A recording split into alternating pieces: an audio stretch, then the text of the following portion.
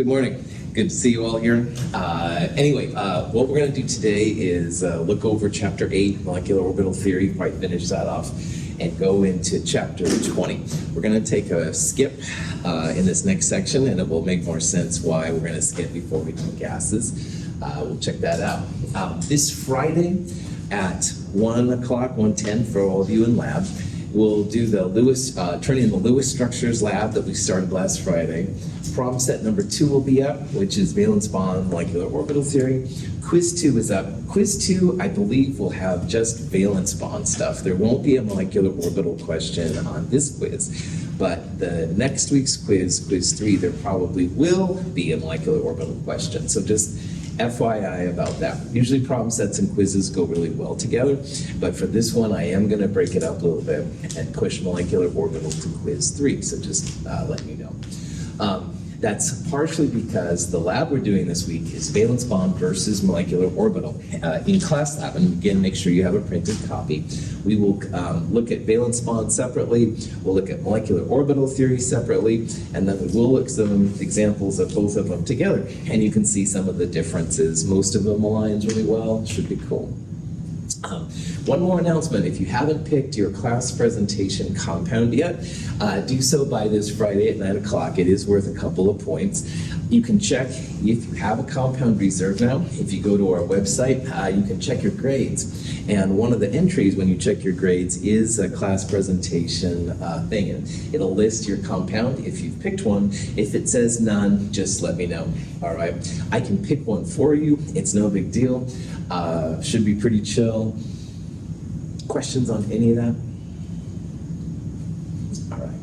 We left off on Monday talking about a couple of things I just want to review. This is an example of shorthand notation for a molecular orbital diagram. And this is the full version, which is better, but it takes more time, all right? And you have to draw out the atomic orbitals on the left and right, the molecular orbitals, which are shown, go in the middle. And a lot of times, shorthand notation is used. If you wish to use shorthand notation, it's cool. Core electrons would be the sigma 1s and sigma star 1s2. And those are just, they cancel each other out, so it's no big deal. So write in square brackets core electrons. And then you just put the molecular orbitals in order of increasing energy. So sigma 2s is first, and there's 2 electrons in there. So you'd write parentheses, sigma 2s parentheses, superscript 2. The next one is the sigma star 2s, and there's also 2 electrons, so that follows. And then for this one, this is a 2-1-2-1. We talked about how NBC, nitrogen, boron, carbon, those are the 2-1-2-1s where the pi's are first before the sigmas. So anyway, in this case, pi 2p4 would be next. You do not have to separate out the 2 pi's. If you look online, sometimes you'll see pi 2px and say pi 2py. Don't do that. That's a waste of all of our time. Just put them together and stuff for pi 2p4. And then sigma 2p2 would be after that. Also on Monday, we left off talking about how you can find sigma and pi bonds for these molecules. Now in the Lewis structure, if you drew out dinitrogen, all right, and this is the end result, but the first line you draw is always a sigma bond, and the other 2 bonds in this case would be pi bonds. So looking at the Lewis structure, you would say there was 1 sigma and 2 pi, and that equals 3, which is the bond order. We talked about how bond order is literally just the number of lines between the atoms. So this has a bond order 3. Of that 3, 1 is a sigma and 2 of them are pi. And so in all of these structures, bond order will equal sigma plus pi. All right? Now this is for a Lewis structure. In a molecular orbital theory diagram, it's the same idea, but this is where it makes a big difference to pay attention to the pi orbitals and the sigma orbitals. And just like with the other molecules we saw, bond order for molecular orbital is 1/2 bonding electrons minus anti-bonding electrons. Now for sigma 2s and sigma star 2s, because they're both filled, those cancel each other out, like 1/2, 2 minus 2 is 0. The lone pairs that I drew on this Lewis structure correspond to these electrons. You don't really need to know that, but that's what they are. They are localized on one atom only. They're not part of the molecule. That's what this diagram says to us. So, but you can still throw them in if you wish to. Now in the diagram right here, to figure out sigma bonds, I did include these lower ones, but really you don't have to. So anytime you want to do sigma, pi, or overall bond order, 1/2 bonding electrons minus anti-bonding electrons. So if you include the sigmas down here, then the number of sigma bonds, you have 2 bonding sigmas here, and also 2 bonding sigmas right there. So that's how I got that 4. Now, anti-bonding sigmas, there's 2 right there, and this one is empty. So that's 1/2, 4 minus 2, 1 sigma bond. And the pi bonds now, we look just at these 2 and these 2 right here. So there's 4 bonding electrons here. Remember the little star means anti-bonding, so without the star would be bonding. And the anti-bonding pi's are 0. So 1/2 parentheses 4 minus 0, 2 pi bonds, 1 sigma bond, and again, the overall bond order will always equal sigma plus pi, just like it does on Lewis structures. For molecular orbital theory, sometimes I see people counting the anti-electrons as bonds. All right, so it might be tempting to say, oh, this has 1, 2, 3 sigma bonds. All right, but this is anti-bonding, so that one cancels this one right here. This is a nice way to kind of check yourself, make sure you're on target with things. Any questions on that? Cool. At first, I want everybody to draw these kind of diagrams because it's good to get used to it. But after a while, the shorthand notation does save some time, so just something to think about. One last thing, this molecule is diamagnetic. Every up electron has a down electron. And if you have every up have a down, diamagnetic means it's not really interested in magnetic fields. This was actually the slide I left with on Monday, and it shows B2 through NE2. Now, B, C, and N, the pi's are lower than the sigmas. So the NBC, which people seem to remember better than BC, but you can use whatever you want, is what I called a 2-1-2-1 configuration. And that just means that the pi's are first, sigmas are next, pi star, sigma star. So 2 orbitals, 1 molecular orbital, 2, 1. The OF and NE, which I sometimes abbreviate as phone, F-O-N-E, all right, anyway, whatever, is a 1-2-2-1. Now, notice the sigma star and pi star are in the same place. It's the bonding ones that flip, all right? And so sigma is lower on these than the pi's are. So that's a 1-2-2-1, 1 sigma, 2 pi star, 1 sigma star. And we talked about how as bond order goes up, the bond energy, the energy to break the bond also is increasing. On the other hand, the bond length is decreasing. Bond order goes up, bond energy goes up, bond length goes down, magnetism. All right. Now, you can make ions of molecular orbitals super easy, and this is a serious advantage. If we wanted to draw, for example, N2 plus, we would have to totally redraw it, figure out valence electrons, blah, blah, blah. But for things like O2 plus on a molecular orbital diagram, you can start with neutral O2. And we talked about this on Monday, but neutral O2 has an electron right here and right here. So O2 plus means taking away an electron.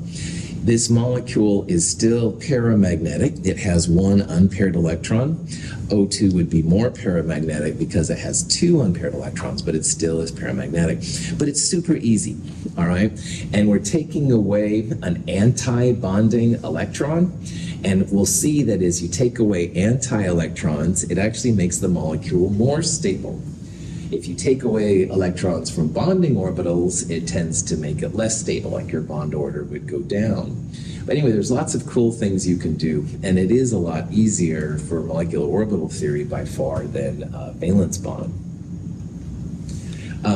that was an example of making a positive cation. This is a negative anion. So here's neutral O2, and if we wanted to make O2 minus 1, we would add it to the first available spot. And the first available spot would be one of these pi star 2p's. You add it to what's called the lowest unoccupied molecular orbital, the LUMO, all right? And the LUMO is important right here. That's where the first electron, or electrons in this case, would go. So we would put one right here. And you can then think about, is it more or less stable? Well, we're adding electrons to an anti-bonding orbital. That does not make the molecule more stable.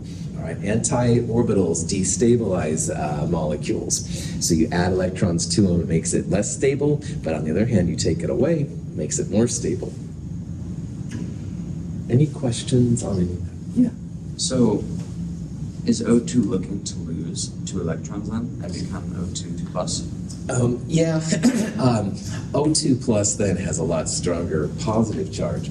And in the real world, you don't see O2 2 plus as common as you do O2 2 minus. O2 2 minus is actually something we've seen a lot with oxides. But yeah, in theory it could. Oxygen is so electronegative, I would argue, Aiden, that it's more into getting electrons than giving up electrons. So that's my reason that I would use why we don't see O2 2 plus as often, all right? But that being said, yeah, molecular orbital says absolutely go for it. Higher bond order, diamagnetic, so it should be more stable. You're seeing kind of a little bit of a contradiction here of things. Good question. You'll see the same phenomena, Aiden, if you look at F2 2 plus, because really F2 2 plus should be more stable. It's a double bond, but I don't think it's ever been observed. So electronegativity kind of helps people out sometimes. Or you could argue that the theory needs more work on it, which I kind of prefer. Good question. Other questions? Light strikes an object. Part of the light is reflected. In the eye, electrons in rhodopsin move from a pi bonding orbital to a pi anti-bonding orbital. One of the molecule's double bonds turns into a single bond, allowing rotation. The double bond then reforms, and the molecule locks into a new shape. The change in shape triggers a nerve impulse, and we perceive light. This is pretty cool. Rhodopsin is apparently a big biomolecule in our eyes, and it allows us to see color.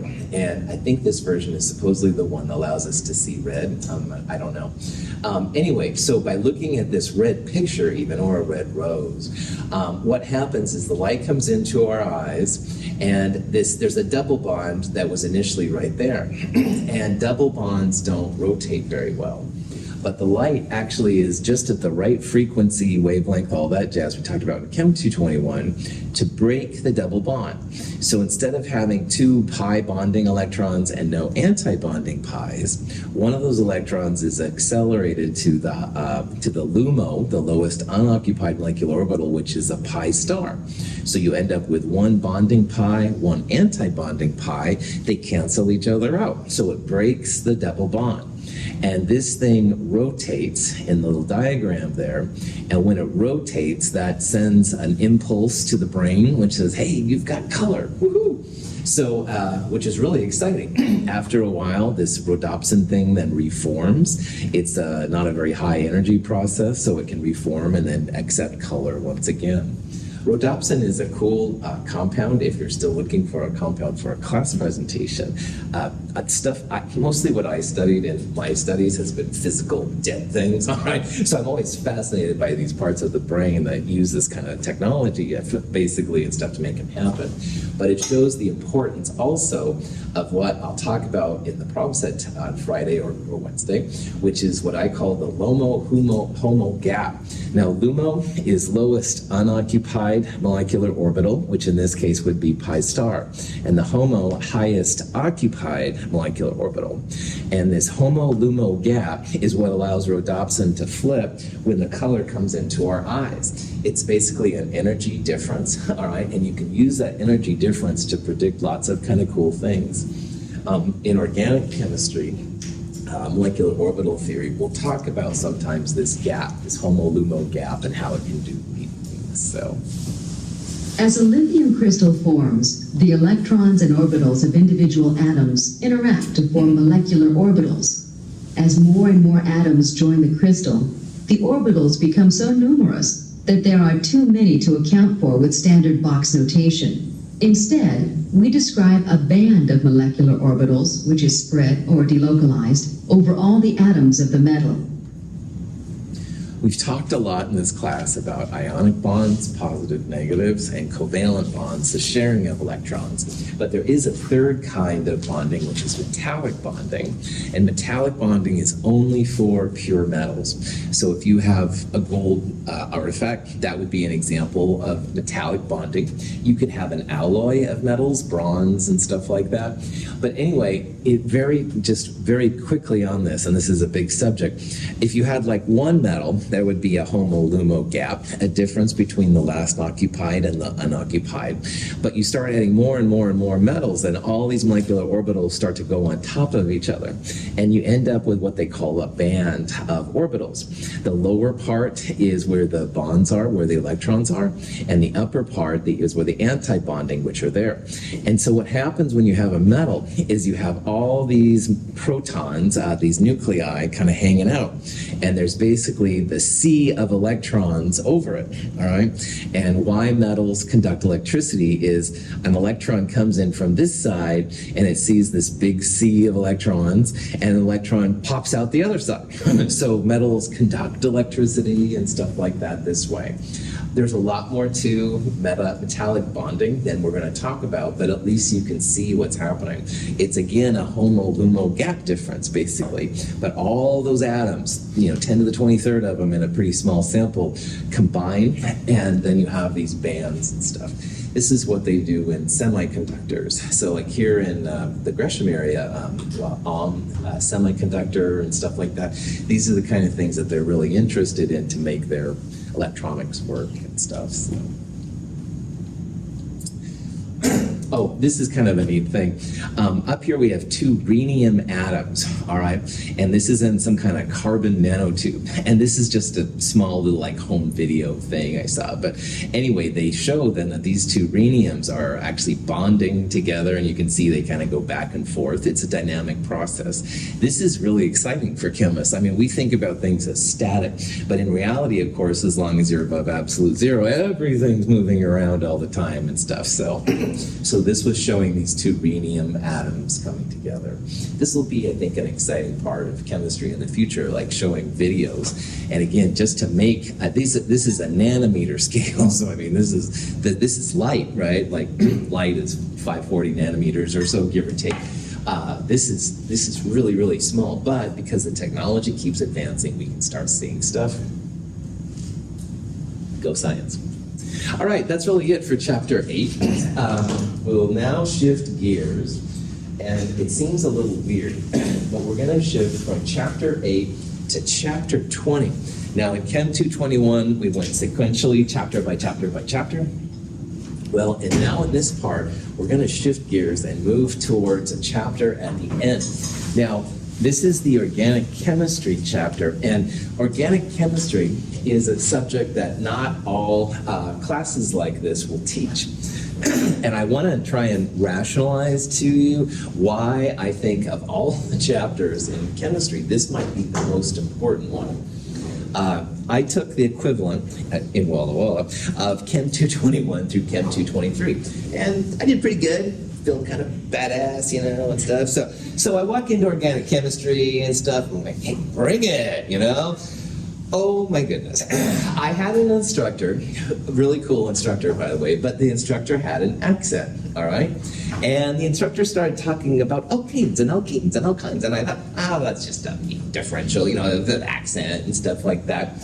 No, it wasn't. So anyway, so that was a bad thing. A lot of the terms sound pretty similar, and it wasn't the instructor's fault. It was just my ignorance. The other thing is that there were all these new terms coming at me. I mean, alcohols, and I was using alcohol too much probably after I learned all these. But anyway, there's alcohols and ethers and alkanes, and I was totally blown away. So shall we say my GPA dropped a little bit as I went into organic chemistry, but second term, start figuring out how this worked, and then I rocked it, all right? So when I became an instructor of Chem 222, I didn't want that experience to befall any of you, any of my students. And so right away, I created this organic chemistry chapter. Organic chemistry goes really well with Lewis structures and Vesper, as we're going to see.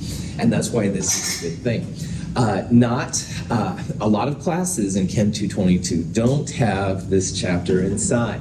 And it can be a little funky at first, but the big goal is that for those of you that are going to take organic chemistry, I don't want you to have the experience I had. It was a little bit of a soul-searching time. I was like, do I really want to do this? Maybe I should do business or history or something. But anyway, a few good walks in the woods later, I was fine. So I'm trying to prevent you. Not that there's anything wrong with walks in the woods, by the way, but I want you to do better than I did in organic chemistry. I really do. So by going through some of the basic concepts, you'll at least have the background to jump into this material, which is definitely a little bit different. I mean, they talk about how organic chemistry is the MD killer and stuff like that. It shouldn't be that way, all right? But they throw all these new terms at you, and that are quite different from Chem 221 through Chem 223, and that's what I'm trying to get you used to. Now, organic chemistry is a class where usually you don't use your calculator very much. And I was ready to use it because I was always really good at it, in my primitive calculator at the time. But anyway, so I'm going to try and share with you in this section just enough to get you up to the level playing field, all right? Then you can kind of start taking care of business. Now, some of you in this class might be like, oh, I'm not taking organic chemistry, right, and stuff. And for those of you, I totally understand. This chapter will help with a lot of things that are around us that you'll use yourself, all right? For example, I've talked about methane, which is natural gas, all right? That's something that if you have a natural gas thing, you'll use. I've talked about alcohol, woohoo, just so you know, kids, but alcohol is an example, ethanol is an example of something which is very common. So for both a combination of personal enrichment, understanding your world better, which is one of the things I love to do as a teacher, and to help you focus on how to do well in organic chemistry, this is an important chapter, all right? And now this chapter is an overview of what's a full year class, and there's no way we're going to do justice to a full year class in, a couple of lectures. So I'm going to give you, like I said, kind of a quick and dirty overview, give you enough terms so that you'll know that there's a difference between an alkene and an alkyne, all right? And ethanol and ethanol are different compounds, by the way. I'm going to try and give you all these kind of hints and stuff. Now, the positive thing is that I've gotten more positive feedback of this chapter from ex-students than anything else. And I love it. And I just had one the other day and thank heavens you told me this. It helped out so much and blah, blah, blah. This was a student that went to Portland State. And so anyway, I'm hoping it's helpful. If you take organic chemistry and you're like, darn you, Russell, you should have talked about blank, let me know. All right, I'll try and make it better. I'm constantly trying to update this chapter. So let's check this out. Now, organic chemistry is a more focused year-long chemistry course. And in organic chemistry, they focus big time on carbon, all right? Carbon is the backbone of so much around us, including our bodies, including the foods we eat, drugs, plastics, a whole bunch of other things. Now, carbon doesn't go hardly anywhere without its friend hydrogen, so we're going to see hydrogen a lot. There's a lot of nitrogen, a lot of oxygen, and a whole smattering of other elements. But it's mostly right around carbon and the nonmetals, all right? Not a lot of metals and stuff like that. I'm a metal guy, so that's why I was crying. Anyway, you don't have to cry, you're fine, thank God. Anyway, organic chemistry and carbon, we're going to break it down to what we learned earlier. How many bonds does carbon like to have? 4, that's right. No exceptions to that, all right? Carbon is a 4-bond thing. It hardly ever has a lone pair on it. That's called a carbene. That's something you'll maybe talk about in the OChem class, but not here. Carbon wants to have 4 bonds. So you'd think that's simple, right? No big deal. But the problem is crazy carbon makes all kinds of different linkages, all right? So this is a molecule. Here's a double bond. Carbon makes triple bonds. There's these wild ring structures we're going to talk about. This is a molecule called propellerine, which is actually 3 of them. It's like a propeller if you rotate it around. That's where chemists think about. And this one's actually propane, all right? Propane is used in a lot of household barbecues and stuff like that. So a lot of practical uses. And for something that just makes 4 bonds, you think, oh, this is simple. But it's amazingly complex, as we'll see. Most of the chemistry compounds that are known, 20 million plus, all of them have carbon. All right, not all of them by any means, of course, but most of them are definitely carbon-based. So in organic chemistry, if you were to sum it up, there's basically 2 things that the organic chemistry full year class looks at. The first one is nomenclature, the naming of compounds, all right? It's nice to know how to name something so that Clifford and I can talk about it and we won't have the wrong chemical, difference. So nomenclature is really important. The other thing is reactivity, how those chemicals react, how you make the chemicals in the first place and stuff like that. Both really important topics. Now in Chem 222, we're definitely going to focus more on the nomenclature. I want you to hear these names. I want you to be able to name some of the simpler things and stuff like that. Figure out how they work. We will see some examples of reactivity just to let you know what it's like. But that's where the full year class is really going to excel. We'll just look at some basic things and we'll check this out. Now when you name things, there's so many compounds, right? It's crazy. So chemists in organic chemistry generally put them in types of classes. Sometimes I'll call them families. And those family or class names will be things like the alkanes or the alcohols. And we'll introduce those and talk about some simple things that you can name along the way. Any questions? You can't name anything in organic chemistry without knowing what an alkyl group is. And if you've ever played with like Legos, all right, Legos are really fun, man. But if you have just little single, squares of 4 little dots or 6, 8 pieces, those are cool, but they're not very exciting, all right? So you put them together and you make things like the Death Star and all kinds of wild things that you can do. Alkyl groups are kind of like little pieces of Lego. They're not very exciting. In chemistry, an alkyl group isn't even a compound, but they're the building blocks that make compounds possible. So the alkyl groups are absolutely fundamental to organic chemistry. Now, one I've babbled about a little bit off and on is called a methyl group. A methyl group is the simplest alkyl group. It's a carbon with 3 hydrogens on it. Now, once again, how many bonds does carbon want to have? 4.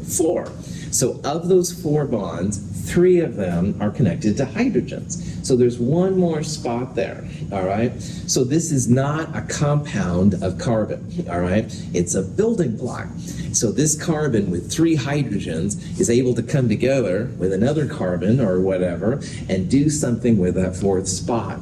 So this, again, is not a compound unto itself. It's like the smallest group, and you could put methyl groups on other things and build them up from there.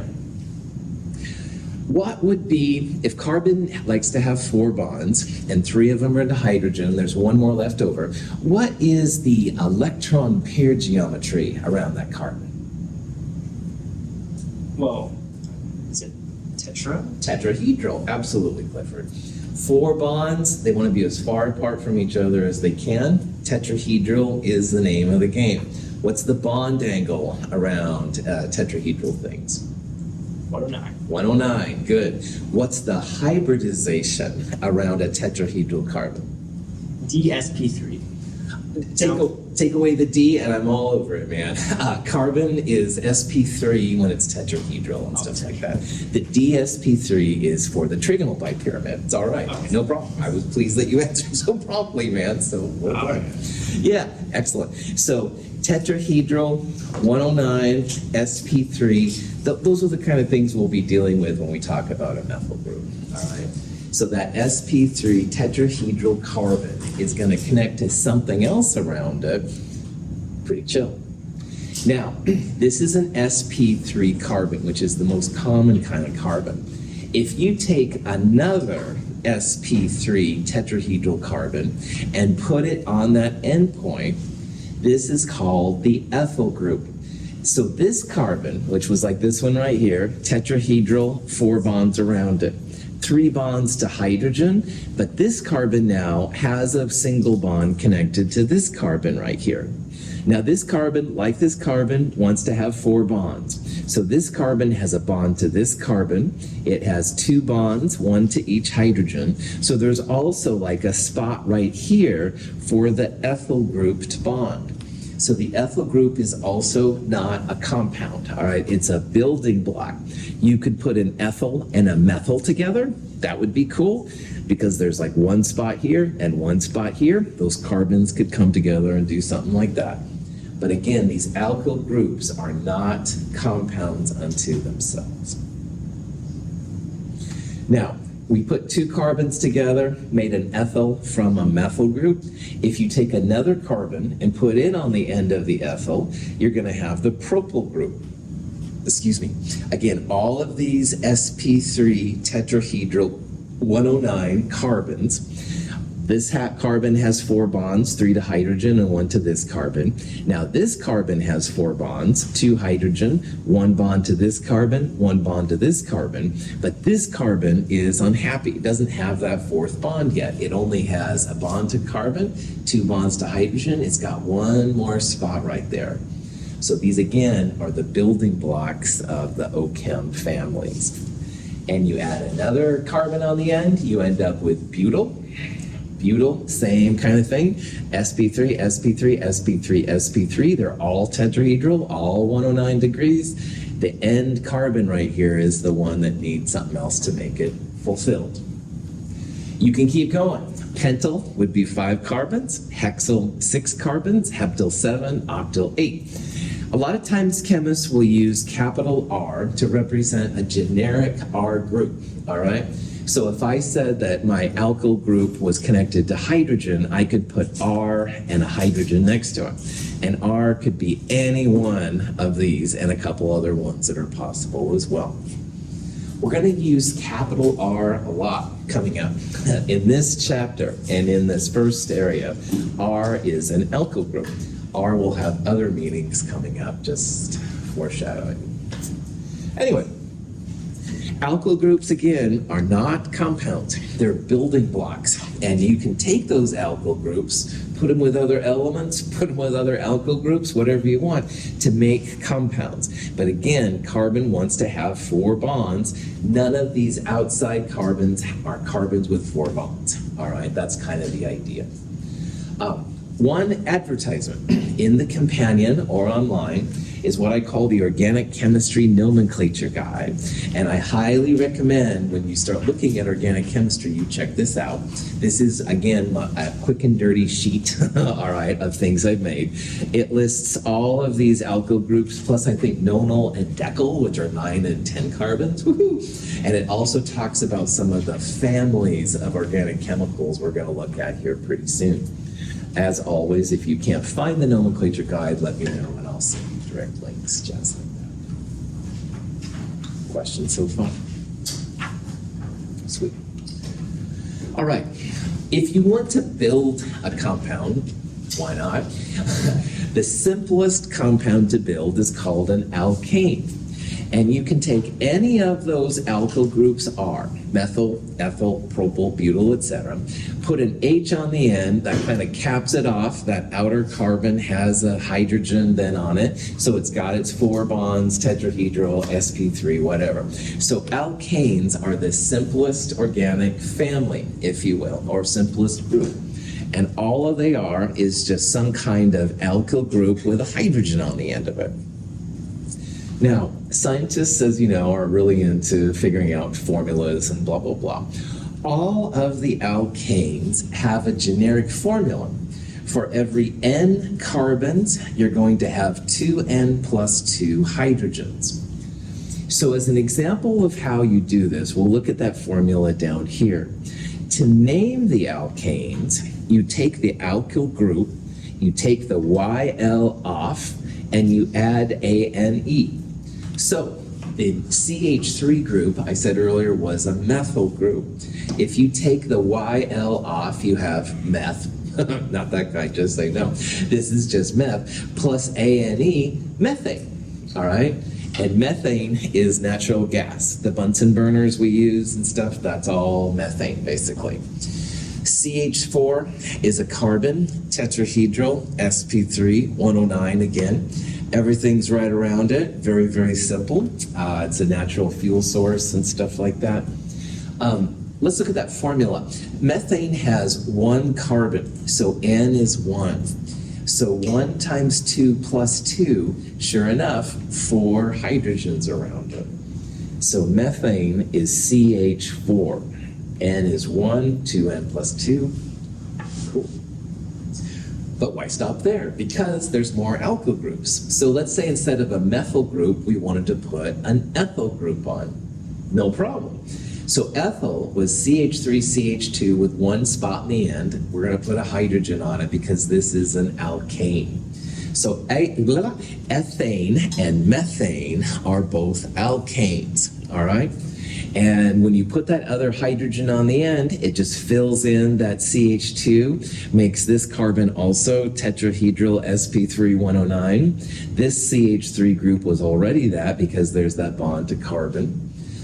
The formula still works. 2 carbons, so N is 2. 2 times 2, 4 plus 2. Sure enough, 6 hydrogens.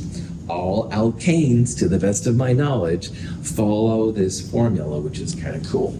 And again, to name it, you just take the YL off the alkyl group and add ANE. So ethyl became ethane. Propyl becomes propane. Propane, which is again the source that's used most of the time in people's barbecues, propane is just a little bit longer of an alkane. So propane has 1, 2, 3 carbons, N is 3. So 2 times 3 plus 2, 8 hydrogens, sure enough. So propane, ethane, and methane are the 3 lower types of alkanes.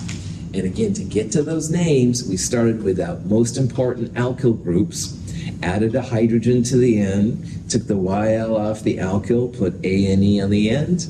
If we did it right, CnH2n plus 2 should be the thing. Questions? In the old days of rock concerts, people used to take their cigarette lighters out and light them at rock concerts, woohoo! And I'm sure they were just using that for that reason and no other reasons, just say no. But anyway, in those cases, like cigarette lighters use butane, woohoo! Butane is another alkane. So butane starts with a butyl group. Butyl group plus hydrogen makes butane. All right. Now butane has 1, 2, 3, 4 carbons. So the formula should be, if N is 4, it's 4 times 2 plus 2, 10 hydrogens. And sure enough, that's what we've got. So butane is just the next extension of this list, all right? So we went methane, ethane, propane, butane. And that's because the alkyl groups were named that way. If every carbon is connected to either a hydrogen or it has single bonds to other carbons, the alkane is called a saturated hydrocarbon. And saturated just means that you have the maximum amount of hydrogen on the molecule. There's no double bonds, there's no OHs and stuff like that. Saturated fats, maybe you've heard about them. Saturated just means that there aren't any double bonds or triple bonds or anything like that. You've got as much hydrogen in the molecule as you can. Questions? Okay, so let's say that I gave you all of these formulas right here. All right, C2H4, C5H10, et cetera, and I said which one could be an alkane. All right, well, first of all, anything with oxygen is not an alkane. We'll talk about this group here coming up. But what you want to look at in these four right here is that for every N carbons, you have 2N plus 2 hydrogens. So like C2H4, N would be 2, and 2 times 2 plus 2 would be 6. So this is not an alkane, it's something else. Can any of you see that pattern in these four possibilities? Yeah. Number 3. Nice job. Number 3, that's right. So 14 is N, 14 times 2, 28 plus 2, well done, 30 hydrogens. This crazy thing is an alkane, all right? And that's kind of a cool thing. Alkanes can only be alkanes, as we'll see. That's something you need to know right now. But so if you have that relationship, then you definitely have an alkane. So, cool. Questions? Okay. Now, a second ago, I showed butane. 4 carbons, like in a line. All right, they're all 109, but they're all right together. The problem with butane is that, let me break through this, is that there's 2 ways that this molecule can go together. Now, isomers is something we've started talking about more and more, and it's really to get you ready for organic chemistry. Butane, when you have 4 carbons like in a row, like if you put your pencil down, you can go through all 4 carbons, you can't go backwards, you can't pull your pencil up and put it somewhere else. This one is what's called the normal version in German. So N-butane is just 4 carbons in a row. If you see this little N, it means that all the carbons are in like a line, if you were to draw it. This molecule right here is also C4H10. But what happened here is this CH3 methyl group was pulled off. And you can think about this hydrogen as being pulled off, and the methyl group went right there. And this hydrogen ended up on this carbon.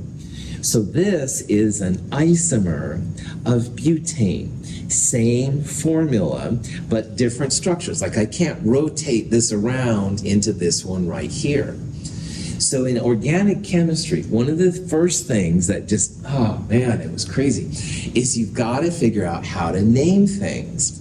And there's 2 important mantras of naming organic chemicals. And the first one is you always want to use the longest chain of carbon atoms. So in this one here on the left, if you put your pencil down, you can draw a line through all 4 of them without pulling your pencil up, without going backwards or something like that. All 4 of them can be in the longest length. And that's why this name is butane. And butane just means they're all in a row. Over here, if I put my pencil down here, the most I can draw without going backwards and pulling my pencil up is 3 carbons. All right, 1, 2, 3. Start up here. 1, 2, 3. 1, 2, 3. You know, I can only do 3. All right, you can't go backwards and you can't pick your pencil up. So the longest chain of carbon atoms in this molecule is a propane, 3 carbons, all right? Like if this was a hydrogen right here, 1, 2, 3, it would be a propane. So longest chain is literally finding the longest number of carbon atoms in a row. And that's why the base name, butane versus propane, is used. Now, if you go 1, 2, 3, this is my longest chain. This is a methyl group that's not part of the way that I've done it. So this is going to be a methyl propane, all right? Because this CH3 is not part of my chain. Now, you don't have to go like this, all right? You could go 1, 2, 3. This is your longest chain. Sure enough, there's a methyl group not part of your chain. All right? And if you count this as your chain, this methyl group's not part of it. If this is your chain, this methyl group isn't part of it. It doesn't matter how you do it. There's going to be a methyl group that's not part of your chain.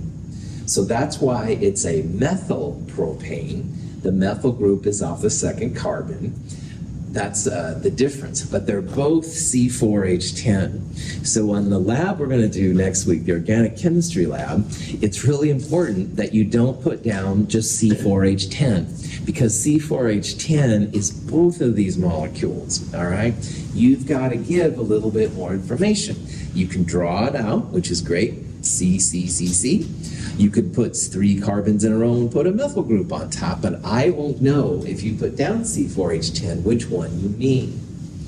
So the name is super important. The name at the end is always the longest chain alkane name in this case. Questions? Pentane is a 5-carbon system. So the pentyl group, CH3, CH2, CH2, CH2, CH2, you put a hydrogen on the end to make it pentane. But now with pentane, there are 3 isomers known.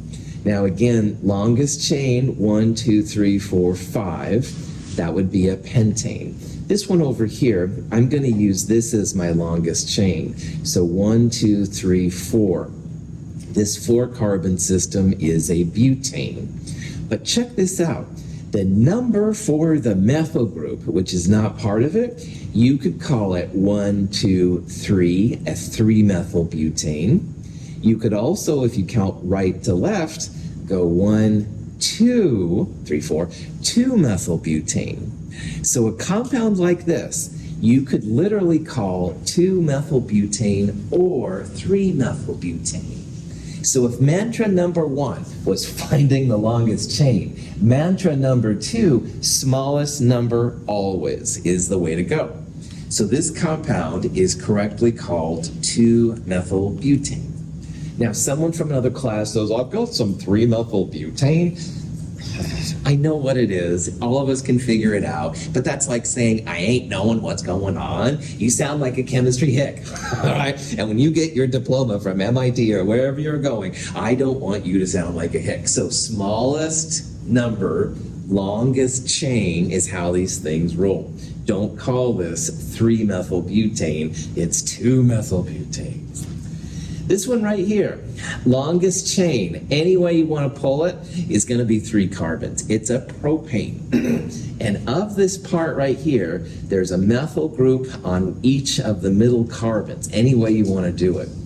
So this compound is a dimethylpropane, because both those methyls aren't part of the propane, and they're off the middle carbon. So they're called 2, 2 dimethylpropane. Each methyl group, as you see, needs its own number coming up. Is a covalently bonded molecule consisting of 6 carbon atoms and 14 hydrogen atoms. Each hydrogen atom forms 1 covalent bond, and each carbon atom forms 4 covalent bonds.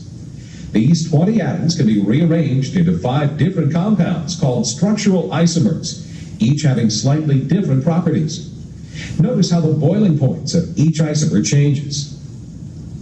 Arranging the carbon atoms in a straight chain produces N-hexane.